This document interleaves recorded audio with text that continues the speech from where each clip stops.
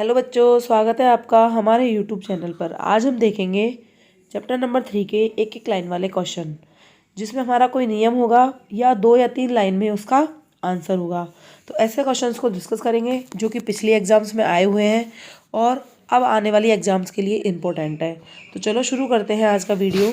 आज का हमारा पहला प्रश्न है, चालक और अर्धचालक में अंतर बताइए। आपको चालक और अर्धचालक में अंतर बताना है कि क्या अंतर होता है। तो हमने यहाँ लिखा है, पहला अंतर है चालक में मुक्त इलेक्ट्रॉनों की संख्या बहुत अधिक होती है, जबकि अर्धचालक में क्या होगी, कम होगी। सेकंड डिफरेंस हमने लिखा है, चालकों का ताप बढ़ाने पर उनका प्रतिरोध बढ़ता है, यानी कि प्रतिरोध का मान किसके लिए ज़्यादा होता है, चालकों के लिए, जबकि अर्धचालकों का प्रतिरोध यदि आप ताप बढ़ाओगे तो उनका प्रतिरोध क्या होगा, घटेगा। तो इस तरह से 2 अंतर है बेसिक, आप ध्यान रखेंगे। नेक्स्ट है question number second. Question number second है, किसी चालक पदार्थ की विशिष्ट चालकता क्या होती है। विशिष्ट चालकता का अंतर्राष्ट्रीय पद्धति में मात्रक बताइए। ठीक है, तो देखिए इसका आंसर है हमारा, किसी चालक पदार्थ के विशिष्ट प्रतिरोध के व्युत्क्रम को विशिष्ट चालकता कहते हैं, यानी कि सिग्मा बराबर होता है 1/ρ। सिग्मा होती है चालकता और रो होती है हमारी प्रतिरोधकता या विशिष्ट प्रतिरोध। ठीक, तो सिग्मा बराबर 1/ρ और इसका मात्रक होता है ओम इनवर्स मीटर इनवर्स। मात्रक क्या है, ohm inverse metre inverse. Next है क्वेश्चन नंबर 3। क्वेश्चन नंबर 3 है हमारा, अनओमीय परिपथ से आप क्या समझते हैं। इसका एक उदाहरण दीजिए तथा आपको ये बताना है गत्यात्मक प्रतिरोध का मतलब क्या होता है। ठीक है, तो देखिए अनओमीय परिपथ क्या होंगे, ऐसे परिपथ होंगे जो ओम के नियम का पालन नहीं करेंगे। हमने परिभाषा लिखी है, वे परिपथ जिनमें ओम के नियम का पालन नहीं होता है। ठीक, ओम का नियम होता है V प्रोपोर्शनल टू I। ये हमारा क्या है, ओम का नियम। इसका मतलब आरोपित विभवांतर V तथा संगत धारा I का अनुपात नियत नहीं रहता है, क्या कहलाएंगे, अनओमीय परिपथ। ठीक, तो V अपॉन, अगर V समानुपाती I होता, यानी कि V बराबर RI होता, R बराबर V अपॉन I, तो वे तो कहलाते हमारे ओम के नियम पालन करने वाले। अब जिनमें ये V समानुपाती I नहीं होता है वो हमारे हो जाते हैं अनओमीय परिपथ। तो अनओमीय परिपथ हो गए जो ओम के नियम का पालन नहीं करते, यानी V और I का अनुपात क्या रहेगा, उनमें नियत नहीं रहेगा, वो हमारे कहलाएंगे अनओमीय परिपथ। एग्जाम्पल देखिए, इसका एग्जाम्पल है बल्ब को तंतु तथा डायोड बल्ब। बल्ब को नहीं है, ये बल्ब का तंतु तथा डायोड बल्ब, ये दोनों ही क्या है, इसके एग्जाम्पल है। ठीक, अब इसमें सेकंड क्वेश्चन पूछा गया था आपसे, गत्यात्मक प्रतिरोध। तो ऐसे जो परिपथ होंगे उनका जो प्रतिरोध है वो हमारा कहलाएगा गत्यात्मक। तो ऐसे परिपथों के लिए जिनके लिए V और I का अनुपात नियत नहीं होता, इनका वैद्युत प्रतिरोध क्या होता है, परिवर्तनीय होता है। तो इनका जो प्रतिरोध है वो हमारा कहलाता है गत्यात्मक प्रतिरोध। ठीक, तो अनओमीय सीधा सा अगर याद रखें, अगर हम सीधा सा याद रखें तो परिभाषा हो गई, अनओमीय युक्तियों का जो प्रतिरोध है वो क्या होता है, परिवर्तनशील, और इनके प्रतिरोध को कहते हैं हम गत्यात्मक प्रतिरोध। ठीक, नेक्स्ट है क्वेश्चन नंबर 4। क्वेश्चन नंबर 4 है हमारा, कार्बन प्रतिरोध के सिरों पर 50 वोल्ट विभवांतर लगाया जाता है। प्रतिरोध पर प्रथम द्वितीय एवं तृतीय वलयों के रंग क्रमशः लाल, पीला और नारंगी है, तो प्रतिरोध में धारा का मान ज्ञात करना है। ठीक, अब इसको सॉल्व कैसे करेंगे, देखिए इसको हम सॉल्व करेंगे। सबसे पहले जो दिया गया है वो लिख लेते हैं। तो हमको दिया क्या गया है, एक तो विभव दे रखा है, कितना दे रखा है, 50 वोल्ट। ठीक, अब हमको 3 कलर दिए हुए थे, इसमें कौन कौन से, लाल, पीला और नारंगी। तो लाल के लिए होता है वर्ण कोड 2, पीले के लिए होता है वर्ण कोड 5 और नारंगी के लिए होता है वर्ण कोड 3। ठीक, अब प्रतिरोध ज्ञात करने का फॉर्मूला होता है, पहले 2 को हम गुणा में लिखते हैं। तो पहले कौन कौन है, 2 और 4, इन दोनों को तो गुणा में लिख देंगे। मल्टीप्लाई जो तीसरा कलर है वो 10 की घात में जाएगा, 10 की घात 3। ठीक, तो ये इसके प्रतिरोध का मान हो गया, R का मान आ गया। अब क्या चाहिए हमको, I बराबर क्या होता है, V अपॉन R। ठीक, I बराबर क्या होता है हमारे पास, V अपॉन R। तो V अपॉन R में क्या करो, वैल्यू रख दो। तो I बराबर V की जगह रखोगे आप 50, R की जगह रखोगे 24 × 10⁻³ और जब इसको हम सॉल्व करेंगे तो हमारे पास आंसर आएगा 0.20 × 10⁻² एम्पियर। ठीक, इस तरह से इस क्वेश्चन को सॉल्व करेंगे। नेक्स्ट है क्वेश्चन नंबर 5। क्वेश्चन नंबर 5 है हमारा, गतिशीलता को परिभाषित कीजिए, मात्रक और विमेय सूत्र भी लिखिए। बहुत ही इंपॉर्टेंट क्वेश्चन है, कई बार पूछा गया है। गतिशीलता क्या होती है, देखिए गतिशीलता होती है, इसके आप सूत्र से याद रखेंगे सीधा। गतिशीलता क्या होती है, देखो हमने सूत्र लिखा है म्यू बराबर VD/E, यानी कि किसी आवेश वाहक के अपवहन वेग, VD को क्या कहते हैं, अपवहन वेग, और उस पर आरोपित विद्युत क्षेत्र, E क्या है, विद्युत क्षेत्र, क्या कहलाती है, गतिशीलता। तो E को एक कर दिया हमने इस परिभाषा में। देखो हमने परिभाषा क्या लिखी है, परिभाषा में हमने लिखा है किसी आवेश वाहक के अपवाह वेग तथा उस पर आरोपित एकांक विद्युत क्षेत्र को गतिशीलता कहते हैं। आप इस तरह से भी लिख सकते हो, अपवहन वेग और विद्युत क्षेत्र का अनुपात क्या कहलाता है, गतिशीलता। किससे दर्शाएंगे, म्यू से। मात्रक देखो VD का मात्रक होता है मीटर पर सेकंड, और E क्या है, विद्युत क्षेत्र, विद्युत क्षेत्र का मात्रक है वोल्ट प्रति मीटर। तो मात्रक बन गया आपका मीटर स्क्वायर बटे वोल्ट सेकंड, यही हमने लिखा है, मीटर स्क्वायर बटे वोल्ट सेकंड। और विमीय सूत्र बनेगा इसका M-1 L0 T2 A1, ये भी इंपॉर्टेंट है, आप याद रखेंगे इसका विमीय सूत्र क्या होता है। नेक्स्ट है क्वेश्चन नंबर 6। क्वेश्चन नंबर 6 है हमारा, सेल के आंतरिक प्रतिरोध से क्या समझते हैं। सेल का आंतरिक प्रतिरोध क्या होता है, तो देखिए हमने इसकी सीधी परिभाषा लिखी है। परिभाषा क्या है इसकी, जब किसी सेल की प्लेटों को तार द्वारा जोड़ देते हैं तो तार में विद्युत धारा सेल की धन प्लेट से ऋण प्लेट की ओर होती है, बाह्य परिपथ में तो, और सेल के अंदर क्या होता है, इसका उल्टा होता है, सेल के भीतर घोल में ऋण प्लेट से धन प्लेट की ओर होती है। इस प्रकार सेल की दोनों प्लेटों के बीच क्या हो गया, सेल के भीतर विद्युत धारा के प्रवाह में घोल द्वारा उत्पन्न अवरोध को क्या कहेंगे, सेल का आंतरिक प्रतिरोध। देखो बाह्य परिपथ में जो धारा है वो है धन सिरे से ऋण सिरे की ओर, ठीक, और अंदर है ऋण सिरे से धन सिरे की ओर। तो ये दोनों एक दूसरे में क्या उत्पन्न करेंगे, अवरोध उत्पन्न करेंगी, और ये जो धारा के मार्ग में अवरोध उत्पन्न होगा वो हमारा कहलाएगा सेल का आंतरिक प्रतिरोध, ठीक। इस तरह से सेल के आंतरिक प्रतिरोध की परिभाषा हो गई। नेक्स्ट क्वेश्चन है हमारा क्वेश्चन नंबर 7। क्वेश्चन नंबर 7 है हमारा, सेल का आंतरिक प्रतिरोध किन किन बातों पर निर्भर करता है। सेल का आंतरिक प्रतिरोध किन किन बातों पर निर्भर करता है, तो देखिए किस किस पे निर्भर करता है। इसका जो प्रतिरोध है वो हमारा निर्भर करता है, सबसे पहला सेल के इलेक्ट्रोडों के बीच की दूरी पर, दूसरा विद्युत अपघट्ट के घोल में जो इलेक्ट्रोड डूबे हुए हैं उनके क्षेत्रफल पर। तो इलेक्ट्रोडों के बीच की दूरी हो गई पहला, दूसरा हो गया इलेक्ट्रोडों का क्षेत्रफल, और तीसरा हो गया विद्युत अपघट्ट की प्रकृति और सांद्रता।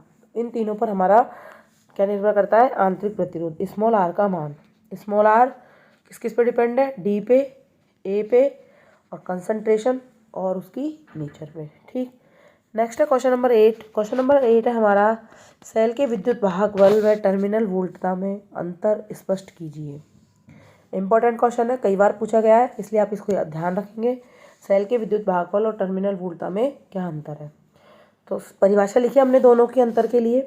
पहली परिभाषा हमने लिखी है विद्युत वाहक बल की, क्या लिखी है, एकांक आवेश को पूरे परिपथ में सेल सहित, सेल लगा हुआ होना चाहिए, प्रवाहित करने में सेल द्वारा दी गई ऊर्जा सेल का विद्युत वाहक बल कहलाती है। जबकि किसी परिपथ में दो बिंदुओं के बीच एकांक आवेश को प्रवाहित करने में जो कार्य किया जाएगा उसको क्या कहेंगे, उन बिंदुओं के बीच की टर्मिनल वोल्टता। तो यदि आपका सेल लगा हुआ है तो क्या कहलाएगा, विद्युत वाहक बल, और यदि सेल नहीं है तो वो कहलाएगी हमारी टर्मिनल वोल्टता। नेक्स्ट है क्वेश्चन नंबर 9। क्वेश्चन नंबर 9 है हमारा, धारा घनत्व J की परिभाषा दीजिए। किसकी परिभाषा लिखनी है, धारा घनत्व की। तो धारा घनत्व J होता है, J क्या होता है हमारा, I/A, ठीक। A अनुप्रस्थ काट क्षेत्रफल, तो अगर A को आप एकांक कर दो तो एकांक अनुप्रस्थ काट क्षेत्रफल से गुजरने वाली धारा क्या हो जाएगी, धारा घनत्व। देखो इसकी परिभाषा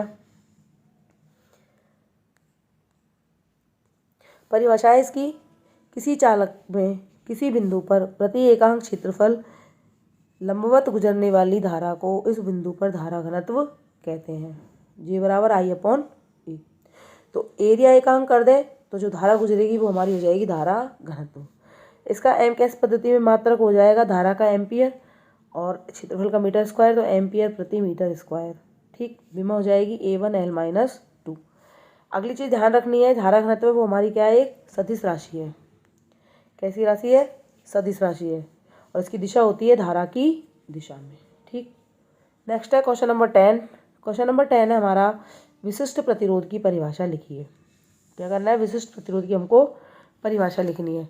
तो देखो विशिष्ट प्रतिरोध की परिभाषा हम इसके जो संबंध निकालते हैं उनके रूप में देंगे। तो हमने यहाँ परिभाषा लिखी है, किसी धारावाही चालक के अंदर किसी बिंदु पर विद्युत क्षेत्र की तीव्रता E तथा उस बिंदु पर धारा घनत्व के अनुपात को, किसका अनुपात, E और धारा घनत्व का अनुपात क्या कहलाता है, हमारा विशिष्ट प्रतिरोध, यानी कि E बराबर रो जे।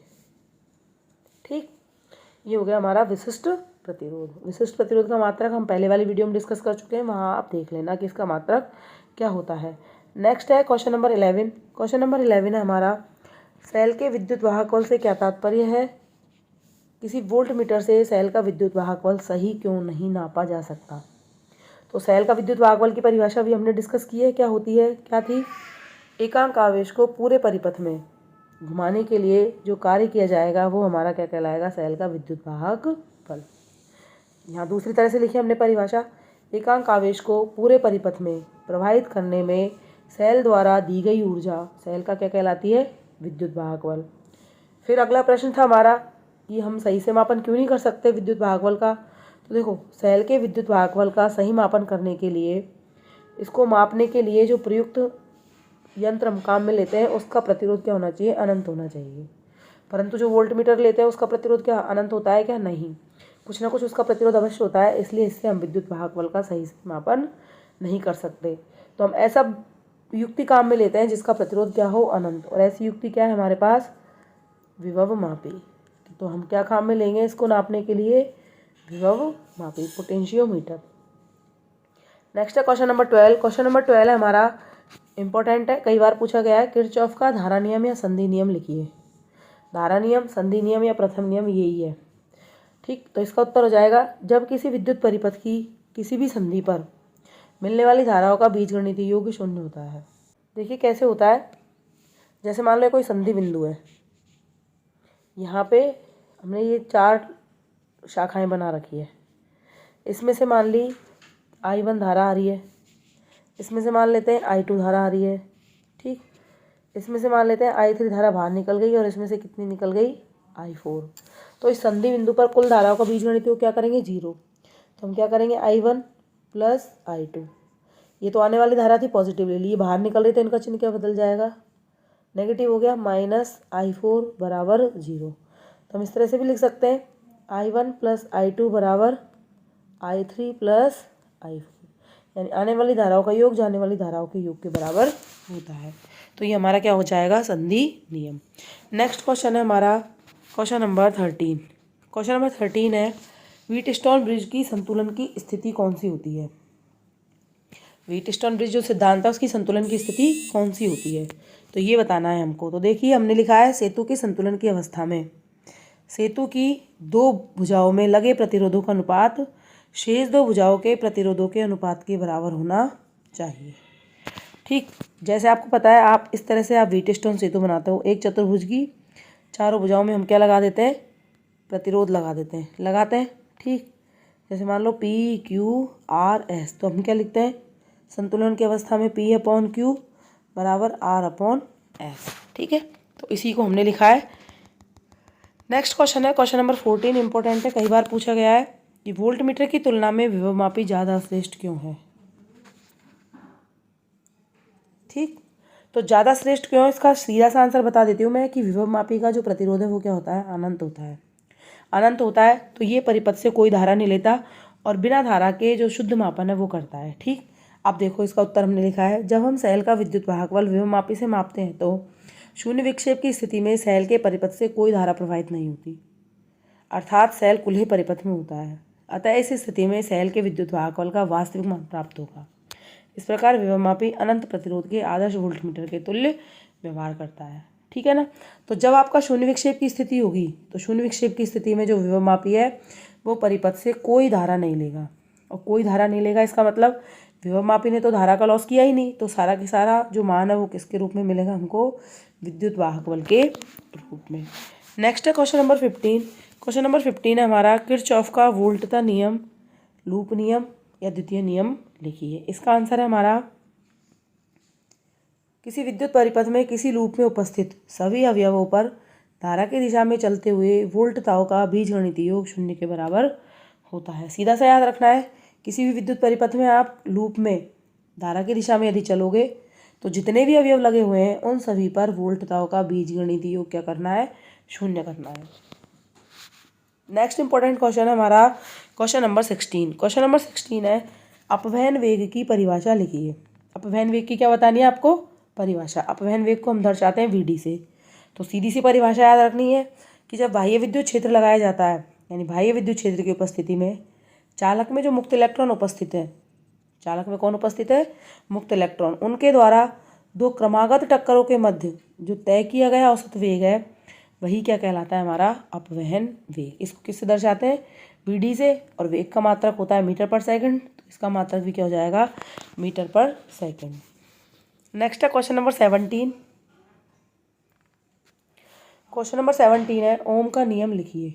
ठीक, सीधा सा 10th में आपने पढ़ा है। ओम का नियम क्या होता है, यदि ताप दाब आदि भौतिक अवस्थाएं नियत रखी जाएं तो किसी चालक तार के सिरों पर उत्पन्न विभवांतर उसमें प्रवाहित धारा के क्या होता है, समानुपाती, यानी V समानुपाती I। जब आप समानुपाती स्थिरांक खोलोगे तो V बराबर आएगा RI। R को कहते हैं युक्ति का प्रतिरोध और इसका मात्रक होता है ओम। ठीक, ये हमारा क्या हो गया, ओम का नियम। तो सीधा सा ओम का नियम वोल्टेज धारा के समानुपाती है। नेक्स्ट है क्वेश्चन नंबर 18। क्वेश्चन नंबर 18 है, चालक तार का प्रतिरोध किस किस पर निर्भर करता है। इंपॉर्टेंट है, कई बार पूछा गया है। पहला याद रखना है ताप पर, दूसरा चालक तार की लंबाई पर, तीसरा चालक तार के अनुप्रस्थ काट क्षेत्रफल पर, और चौथा है तार की प्रकृति पर, यानी किस धातु का आपका तार बना हुआ है उस पर भी ये निर्भर करता है। नेक्स्ट है question number 19। Question number 19 important है, कई बार पूछा गया है। विभव प्रवणता को परिभाषित कीजिए। विभव प्रवणता को फाई से लिखेंगे। ये क्या होता है, तार की प्रति एकांक लंबाई विभव पतन को, फाई बराबर V/L, यानी एकांक लंबाई पर जितना वोल्टेज आपका गिरेगा वो हमारी कहलाएगी विभव प्रवणता। मात्रक होता है इसका वोल्ट प्रति मीटर। क्या होता है, वोल्ट प्रति मीटर। अब विमेय सूत्र आपको बनाना है, तो पहले तो वोल्ट का विमेय सूत्र लिखो, और नहीं पता है तो इसको क्या करेंगे, W/Q, और नीचे मीटर। W का क्या होता है, मात्रक जूल होता है, लेकिन विमेय सूत्र क्या होता है, M1L2T-2। ठीक है, T-2 अपॉन Q का हो गया A1 T1 और मीटर का हो गया L1। आप इसको सॉल्व कर लो। सॉल्व करने पे आएगा M1 L2 है, नीचे 1 है, कैंसिल हो गया, L1 बच गया। T-2 पहले से ही है, एक और गया T-3 और A-1। तो इस तरह से ये इसका क्या हो गया, विमेय सूत्र। नेक्स्ट है क्वेश्चन नंबर 20। क्वेश्चन नंबर 20 है, विभव मापी किस सिद्धांत पर कार्य करता है। तो सीधा सा आंसर है, विभव मापी किस सिद्धांत पर कार्य करता है, गैल्वेनोमीटर के शून्य विक्षेप पर। गैल्वेनोमीटर में जैसे ही शून्य विक्षेप आ जाता है इसी सिद्धांत पर विभव मापी कार्य करता है। इसका मतलब शून्य विक्षेप की स्थिति में यह परिपथ से कोई धारा नहीं लेता, और यही इसका सिद्धांत है। इसलिए हम विभवांतर के शुद्ध मापन के लिए किसका उपयोग करते हैं, विभव मापी का। तो विभव मापी एक ऐसा उपकरण है जिसका प्रतिरोध अनंत होता है। इस तरह से इस चैप्टर के जो इंपॉर्टेंट क्वेश्चन थे वो कंप्लीट हुए। फिर मिलते हैं नेक्स्ट वीडियो में, तब तक के लिए।